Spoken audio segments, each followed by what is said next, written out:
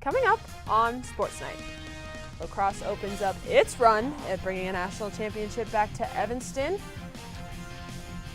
Softball takes on Minnesota in the Big Ten tournament in Bloomington, Indiana.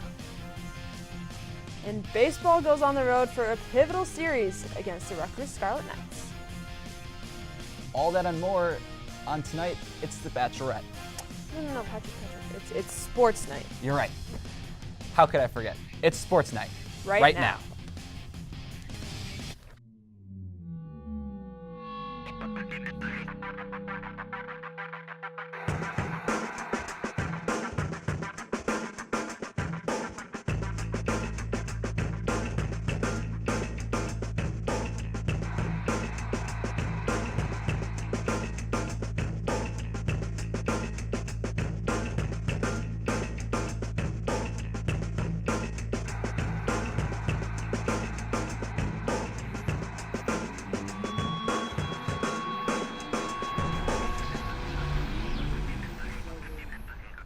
Speaking of The Bachelorette, did you watch last week? Well, no, actually, I didn't get a chance. Can I just say that Hannah B might just go down as the best Bachelorette of all time? Like, to go on national TV and say, I'm not perfect. As women, we're raised to be perfect in order to gain the attention of men, in order to advance in our workplace and be everything that everyone expects us to be. But quite honestly, perfection is impossible. To have her be up front is kind of amazing. It's going to be a crazy season. After all, it is The Bachelorette, 20-plus guys and one girl. But I'm excited to see how she does. The women's lacrosse team looked to continue their postseason run in NCAA regionals at home in Evanston this past weekend against Notre Dame. Let's see how they did. In Evanston at Martin Stadium for the NCAA tournament, Lauren Gilbert opens up this one, her 47th goal of the season, assisted by Izzy Skane to put the Cats up 7-0 in the first half. Again, Lindsay McCone, unassisted, her 37th goal. Cats 8-0. And here we have Selena Lasota. Who else? It's her 47th of the season as the Cats go up 10-6 on the Fighting Irish. Here we have Maddie Howie, her 58th of the season, unassisted. Cats up 12-7. And finally, we have Izzy Skane, unassisted. That seems to be the name of the game. Cats up 13-9. They would close this one out, beat the Fighting Irish to advance. 13-10 is the final from Evanston. Let's go to our very own Ben Bogan. The winner of Syracuse or Georgetown here at Martin Stadium.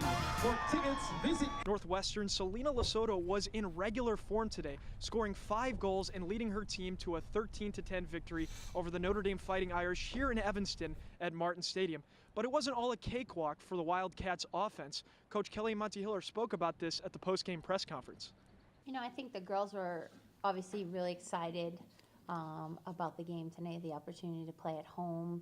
And, you know, I think we were focused and, you know, we were ready. I think that we know having a good start is important to a game. And, you know, if it's going to be a 1-goal game and you can get a few quick ones in the beginning, it can make a big difference. It's not going to be the defining factor. You have to play the whole entire game, but it can definitely absolutely help. And, you know, I felt like that we could have really kind of put our stamp on it towards the end of the first half, and we let a lot of opportunities go. We got a little bit stale on offense, and so we've got to really work on that. We've got to improve, but I think the potential's there, and we just have to have a great week of preparation this week. Now, the Cats are one of the final 8 teams left in the NCAA tournament, and they'll face Syracuse this upcoming weekend right back here in Evanston. Reporting from Martin Stadium for NNN Sports, I'm Ben Boken.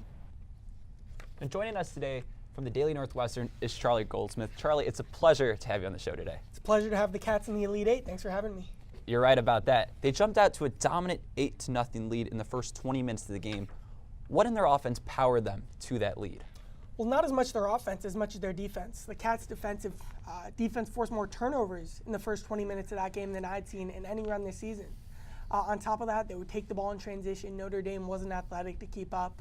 And until Notre Dame made a goalie change late in the first half, the Wildcats were just deceiving constantly that Notre Dame goaltender, Lasota, Skane, McCone. It was one of their best offensive showings of the season. Now, Selena Lasota chipped another 5 goals on Saturday night, putting her among the elite in college lacrosse, putting her in contention for the Tewaaraton Trophy and Northwestern's all-time leading goal scorer. Now, what is she doing that makes her so special? What's amazing is that she obviously is an unbelievable one-on-one scorer who has proven the ability for the past 4 seasons to get the ball in transition, to throw a behind-the-back shot, anything like that. She forces double teams in a way that no other player I've seen in the country this season has been able to do. That's why she's gained this recognition, and that's why she's been able to lead Northwestern to so many goals. But on top of that, what she does is when she forces those double teams, all of a sudden it's daylights for Izzy Skane, for Lindsey McCone, for the other Northwestern scorers. All of a sudden she's not just creating for herself, she's creating for others. People fear her. Now, next, Northwestern will play Syracuse in the quarterfinals, a team they lost to by 1 point earlier in the season. What's the scouting report on the Orange? Well, Syracuse was a pivotal game for Northwestern at that stage of the season. It was a close one, it was a loss, and it was the lowest ranked team that Northwestern lost to all season. After that one, Northwestern kind of shifted some stuff up. They moved Izzy Skane off of defense to attack, and since then she has become one of the best scorers in the country, not just among freshmen, but in the country. She received major All-Big Ten recognition. She scored over 50 goals this season, despite starting the season on defense. So Northwestern has juiced up their offense since that Syracuse game. As a result, is more likely to be able to hang enough points to get the win than they were, say, in February when these teams faced off first. Now, after that move from Izzy Skane from defense to offense, how far do you think this Cats team can go? Well, it's incredible because this Northwestern team has already beaten the #1 team in the country, Maryland. And they beat them extremely handily in the Big Ten tournament about 2 weeks ago. Now, to do that, Northwestern will have to beat Syracuse, who they lost to. This time, though, they'll have home field advantage. After that, it would be Boston College or North Carolina, most likely, 2 incredible teams who have handed Northwestern losses already this season. But what Coach Amante Hiller points to is an aggressive offense and players that are really confident knowing what they're doing on that end, being able to get shots off, something that she hasn't seen at Northwestern in a while. Like we say, the 3-pointers, the great equalizer in basketball, having extremely confident, aggressive shot takers can be the same in lacrosse, so it's a team with upset potential if they make it to next weekend in Maryland. Before we go, can I get a score prediction on the game, though? I could see Northwestern getting 16. I'll pick the Cats to win as well, because with that offense, 16-12 Northwestern. It'll be fun. All right. Well, thank you so much for coming on, Charlie. If you want to read more of his stuff, head over to thedailynorthwestern.com. After the break, we take it from the field to the diamond. Baseball and softball up next.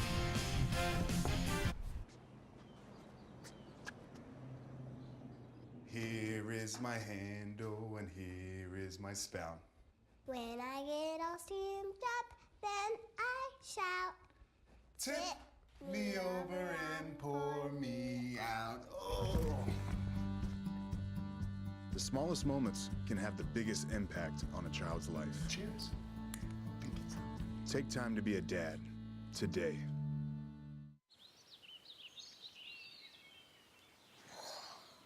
Oh, look, a redhead. Staring contest.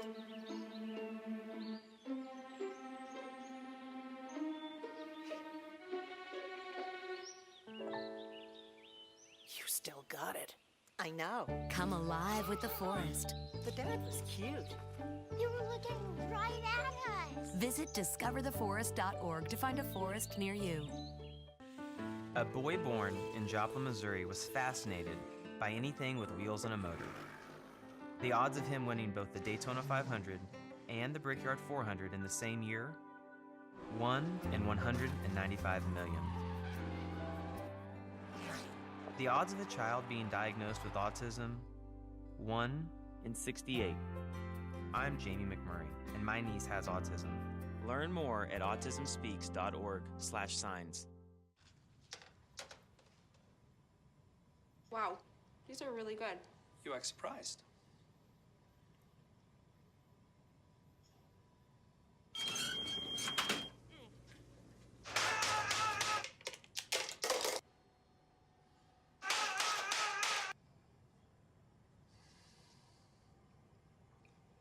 Practice makes perfect. You don't have to be perfect to be a perfect parent. There are thousands of teens in foster care who don't need perfection. They need you.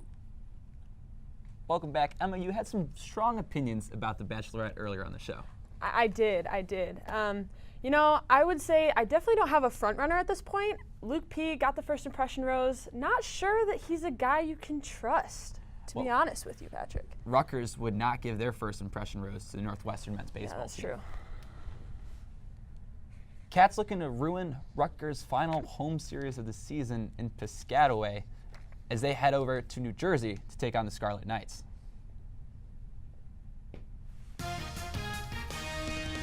It's senior night in Piscataway as Northwestern look to ruin the festivities. It's the bottom of the third. Rutgers breaks the deadlock with the sharp line drive single to left field, and the throw would not get there in time. Rutgers puts one on the board early. On to the fourth inning, a bit of misplay by left fielder Casey O'Laughlin allows the ball to roll right by him all the way to the wall. Rutgers would add 2 more to extend its lead to 3-0. But the Cats would claw all the way back. Game-tied bases juice second baseman Sean Dusenberger delivers the clutch 2-out double to left field, scoring Jack Dunn and Jack Kelly, putting the Cats up big. Cats would win Game 1 5-3. Back in Piscataway, Game 2 of the series, top of the fourth. Deep shot to left field, right in front of the warning track, and Alex Arrows sprints around the bases. 1-0 Cats. Now in the ninth, the Cats are looking for more. Dickey again with the double, this time to right field. Willie Bourbon, he slides into home, and the Cats are firmly in control of this one. We head to the bottom half of the ninth. Closer Sam Lawrence gets Rutgers to fly out to center. Cats get the shutout 4-0. Storm was a brewing there, 2 runners on, 2 outs. For sure. Game 3, another beautiful day in Piscataway.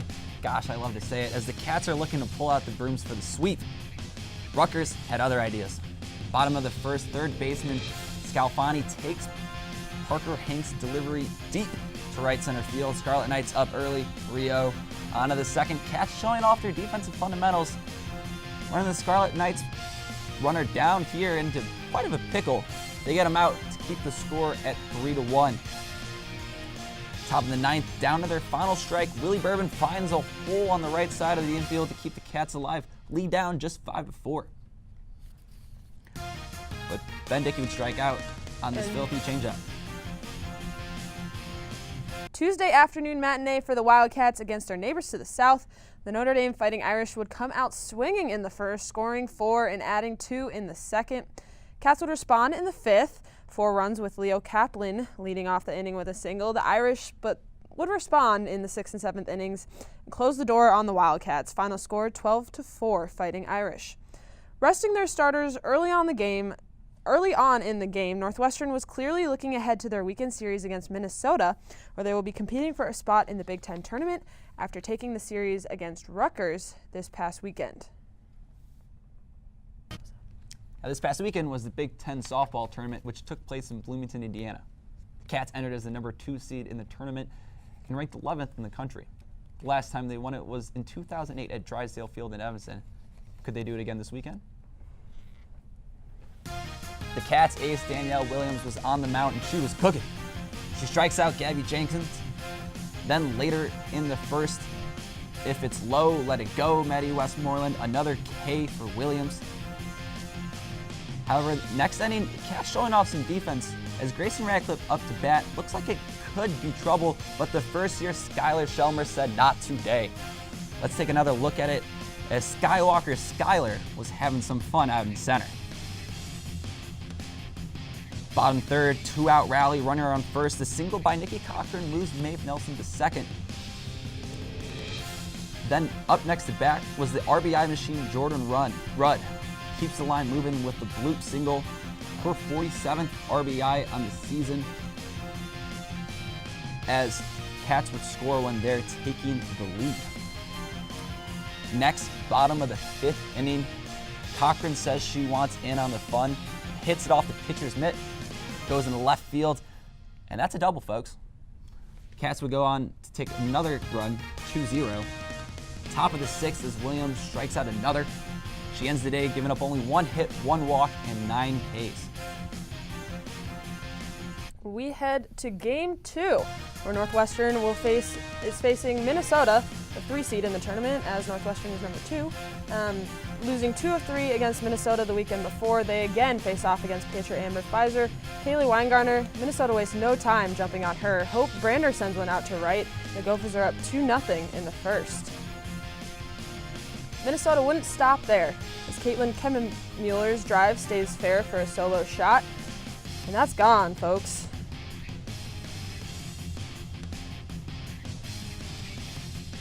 Morgan Newport would come in to relieve Weingartner, and she is rolling, retiring her first 9 batters with some help from Mac Dunlap.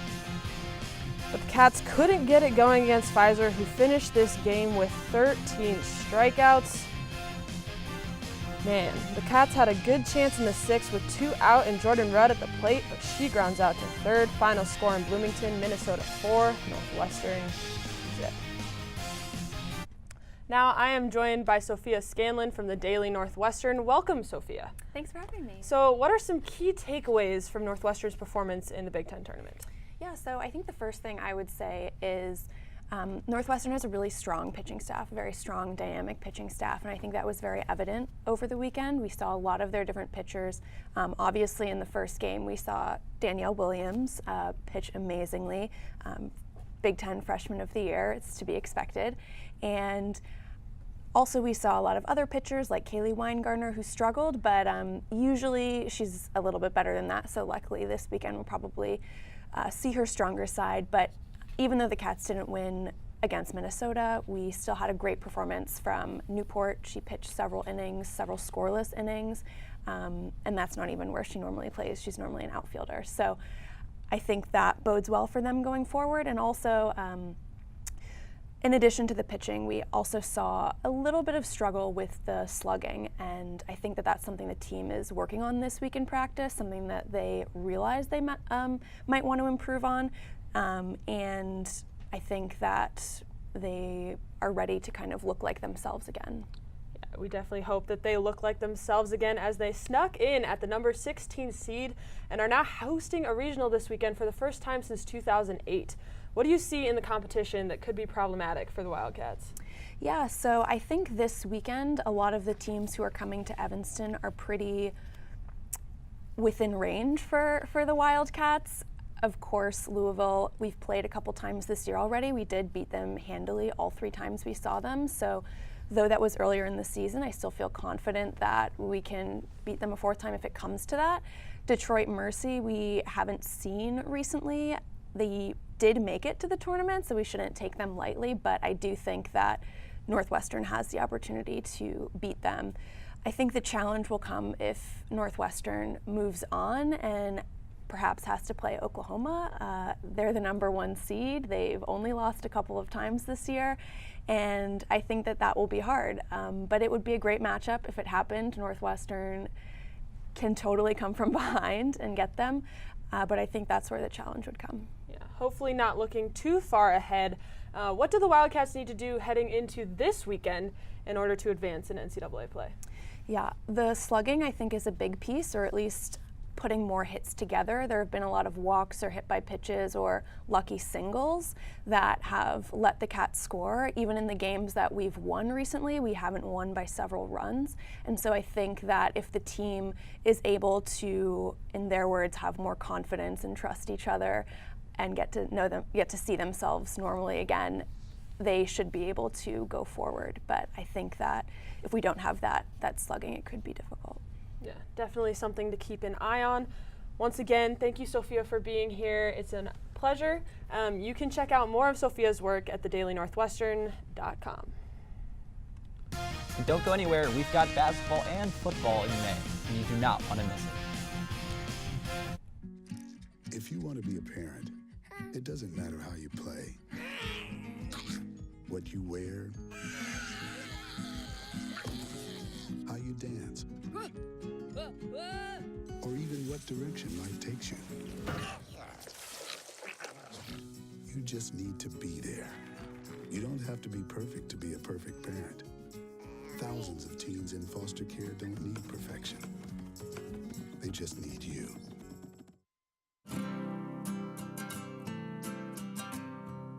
Every day across America, excess food is gathered by a network of good people at local food banks, giving hope to millions of children who struggle with hunger. They've earned their wings, and you can too. Together, we can solve child hunger. Support Feeding America and your local food bank at feedingamerica.org.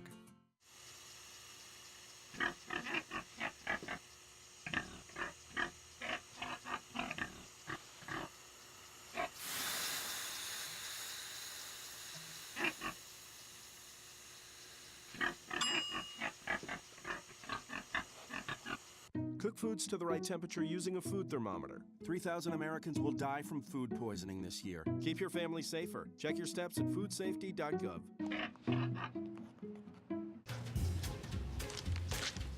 Really?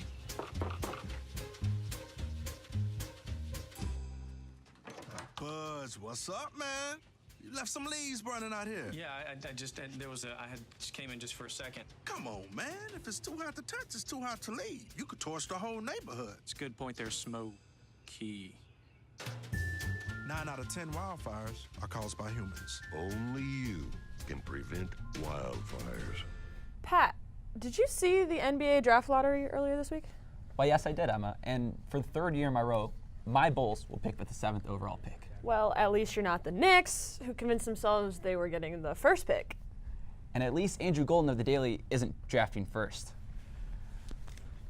2 weeks ago, Andrew Golden said he'd draft Ben Boken first overall out of any Sportsnet member, and that left our Evan Denton fuming. However, Evan didn't let it faze him as his team made it to the 4-on-4 IM Flag Football Championship, and of course, we were there to cover it.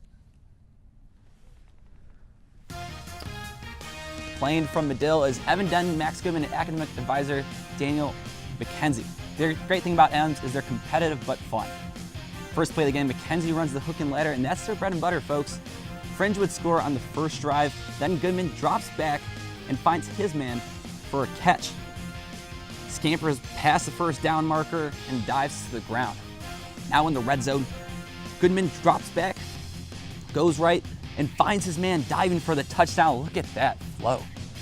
Going for two, Goodman is eyeing the same spot. And who is there other than Denton, who says, "Give me that." Box claw up 8-6. But McKenzie would find an answer, find his favorite target, Wilmette native Patrick Kelly for the deep ball. They'd sneak in another one before half to lead 18-8. But Goodman would not give up. I feel like I've seen this before, as he slings another one to the right side of the end zone and says, "Let's go." Box call down 14-18. Next drive, McKenzie floats one out to Randy Moss. Correction, that's Kelly back there. Yet box call would not go down without a fight as Goodman finds Will Raggets in the corner. Bring them to within 6. However, it was not enough though, as Fringe would go on to win 26-20, capturing the elusive IM Championship t-shirt, and we were there for post-game interviews.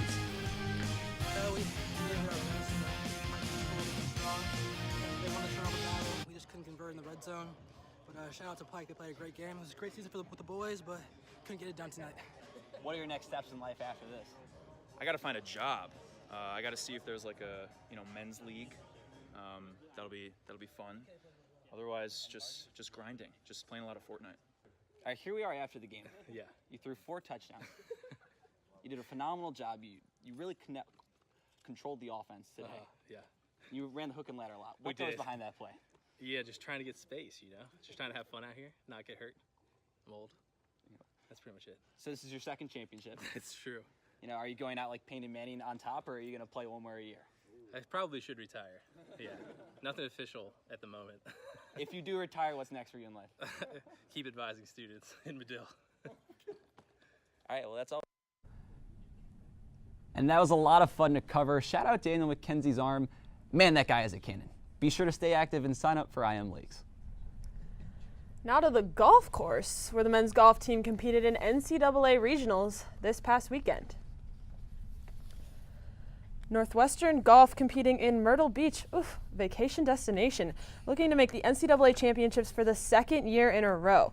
Amongst the competition for the Cats, Big Ten rivals Ohio State and eventual winner, Illinois.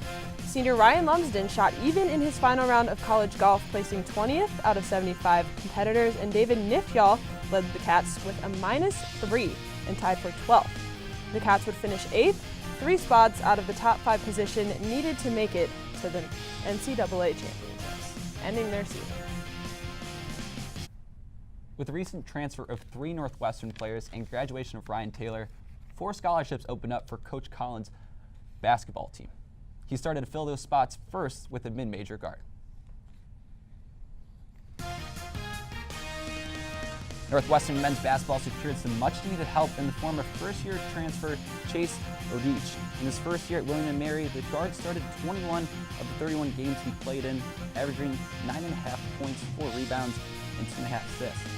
Fans will likely point to Odich's 24-point game on the road against UNC Wilmington as his best statistical performance, but he also impressed against the eventual national champion Virginia Cavaliers. In that game, Odich scored 7 of the Tribe's 40 points and accounted for all 3 of the team's assists. Odich was named to the Colonial Athletic Association's All-Rookie team and also took home 3 CAA Rookie of the Week awards over the course of the season. Due to NCAA transfer rules, he will sit out the Cats' 2019-2020 season, but will have 3 seasons of basketball eligibility beginning in 2020. For a team that might be hurting at guard after the graduation of Ryan Taylor and transfer of Jordan Ash, Odich might be able to provide a much-needed spark alongside Ryan Greer. Collins will continue to search for more players in the transfer portal as he tries to get Northwestern into the upper tier of Big Ten basketball. Coming up after the break, we'll see which play of the week got our first impression rose. Stay tuned. At Northwestern, we're Wildcats in every way.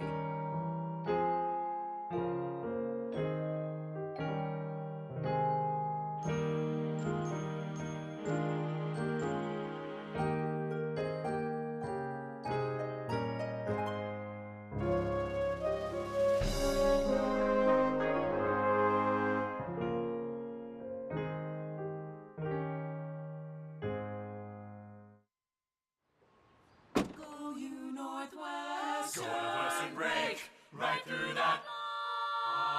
With our colors flying, we will cheer you all to go. Go you Northwestern, fight for victory, sweet victory, for the fame of our fair name, and go Northwestern, win that game. Go Cats! At Northwestern University, we are pioneering innovation and achieving excellence across every imaginable discipline.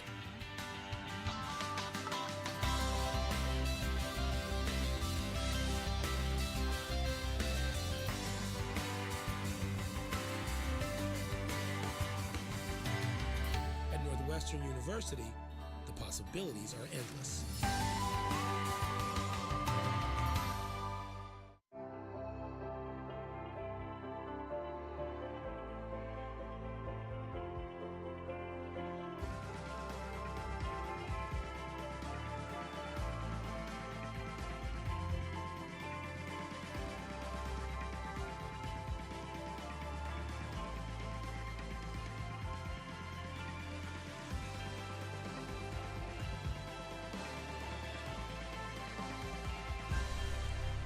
And now, plays of the week.